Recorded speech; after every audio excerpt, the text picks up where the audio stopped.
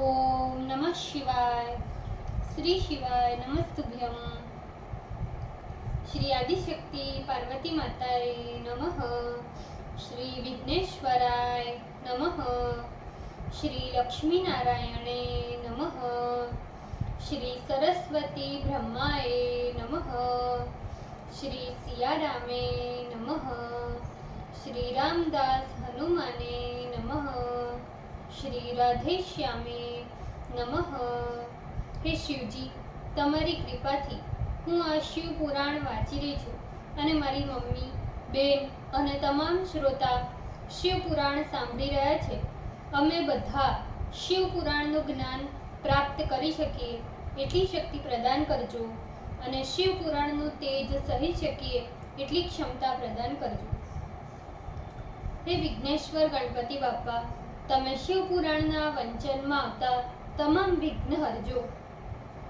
हे कृष्ण मनोहारिणी राधा जी, हे श्याम सुंदर, हे सिया राम जी, हे रामदास हनुमान जी, તમે શિવ પુરાણ સાંભળવા જરૂર પધારજો અને મારા હૃદયમાં સ્થાન ગ્રહણ કરજો. ઓમ નમઃ શિવાય. શ્રી શિવાય નમસ્તુભ્યમ. पंचम संहिता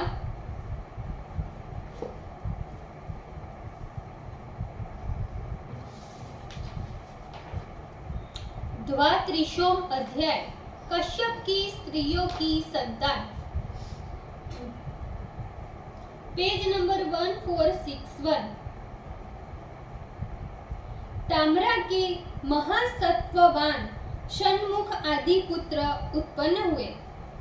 काकी, शियनी, भासी, सुग्रीवी, सुकी, घृतिका, अश्वी, उलूकी ये ताम्रा की कन्याएं हैं, जिसमें काकी ने काकों को तथा उल्लूकी ने कौओं के शत्रु उल्लू को उत्पन्न किया है. शियनी ने शियनों को, भासी ने भासों को,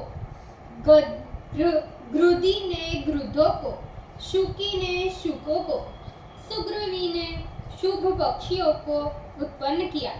इसी प्रकार कश्यप पत्नी ताम्रा ने अश्वों, उष्टों एवं गंधर्वों को भी उत्पन्न किया है. त्रयस्त्रिशो अध्याय पेज नंबर 1462. मारुतोत्पत्ति का वर्णन.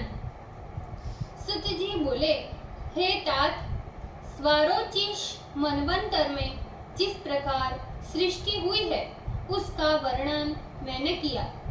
वैवस्वत मनवंतर में जब वारुण यज्ञ का विस्तार हुआ, उस समय ब्रह्मदेव द्वारा होम करते समय जो सृष्टि हुई उसका वर्णन करता हूँ.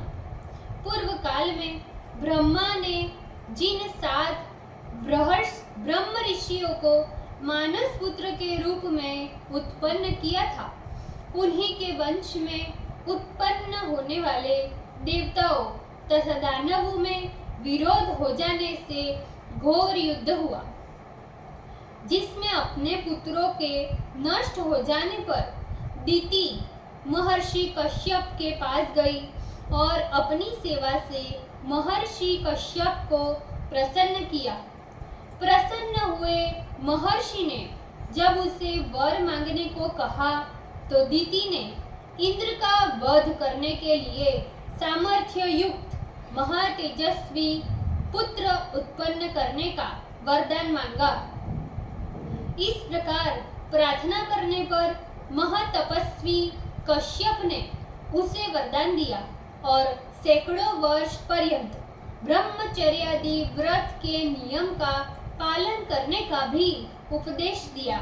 तदंतर परम सुंदरी पवित्र आचरण वाली दीति गर्भ धारण कर कश्यप के उपदेश अनुसार ब्रह्मचर्यादि व्रत नियम का अनुष्ठान करने लगी.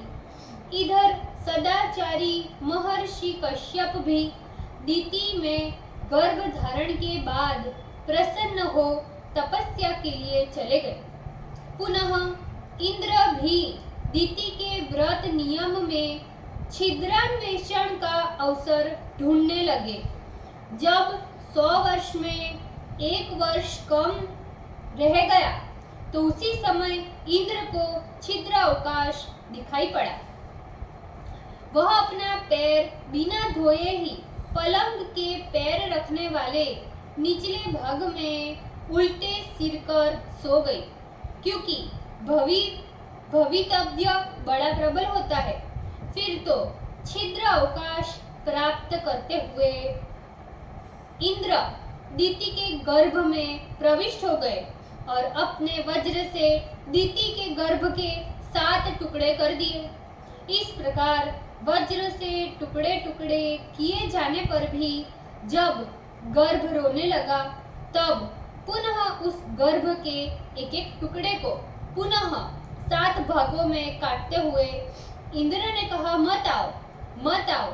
किंतु 49 टुकड़े किए जाने पर भी वे गर्भ नहीं मरे।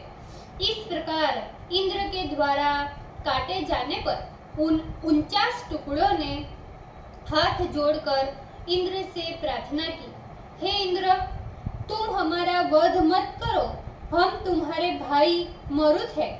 तब इंद्र ने उन्हें अपना भाई मान लिया। हे विप्रशे, फिर तो उन मरुतों ने शिवजी की इच्छा से अपना दैत्य भाव भी त्याग दिया। तभी से वे महाबली 49 मरुत नाम वाले दीति पुत्र देवता हो गए और इंद्र की सहायता में तत्पर हो आकाश में संचरण करने लगे। वही जब अत्यंत प्रवृत्त हो गए, तब प्रजापति ने पृथु से पूर्व उन्हें राज्य दिया। उनके नाम सुनो, अरिष्ट, पुरुष, वीर, कृष्ण, जिष्णु, प्रजापति, पर्जन्य और धनाध्यक्ष, जिनका ये सारा जगत है। हे महामुने, इस प्रकार मैंने समस्त भूत सर्ग की उत्पत्ति का भली भांति वर्णन किया। अब क्रम से राज्यों के विभाग का वर्णन सुनो। पितामह ने वेन पुत्र पृथु को राज्य पर अभिषिक्त कर क्रमशः राज्य का बंटवारा इस प्रकार किया। उन्होंने ब्राह्मण, वृक्ष, नक्षत्र, ग्रह, यज्ञ तथा तपस्या का राजा चंद्रमा को बनाया। जल का आधिपत्य वरुण को, राजाओं का आधिपत्य विश्रवापुत्र कुबेर को, आदित्यों का आधिपत्य विष्णु को तथा वसुओं का आधिपत्य पावक को प्रदान किया। प्रजापतियों का राजा दक्ष को, मरुतों का राजा इंद्र को, महातेजस्वी दैत्य एवं दानवों का राजा प्रहलाद को दिया। पितरों का राजा विवस्वान पुत्र यम को नियुक्त किया है। मातृगणों, व्रतों, मंत्रों, गौओं, यज्ञों, राक्षसों, राजाओं एवं सभी भूत पिशाचों का राजा शूलपाणी भगवान शिव को नियुक्त किया गया है।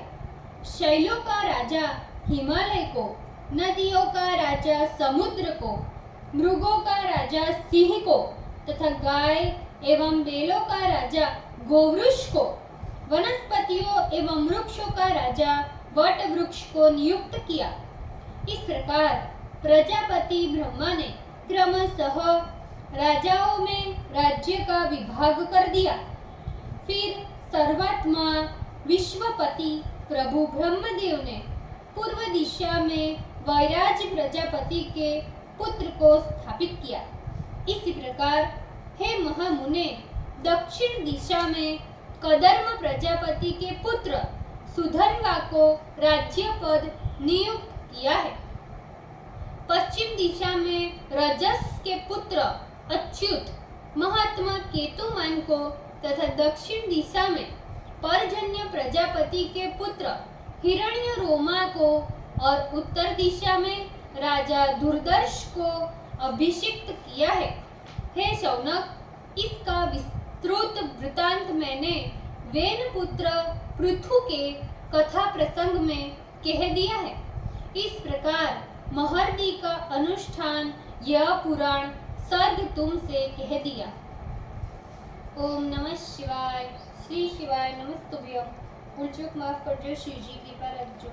આજના શિવ પુરાણના વાંચનનું પુણ્ય મને પ્રદાન કરજો શિવજી. ઓમ નમઃ શિવાય. શ્રી શિવાય નમસ્તુભ્યમ.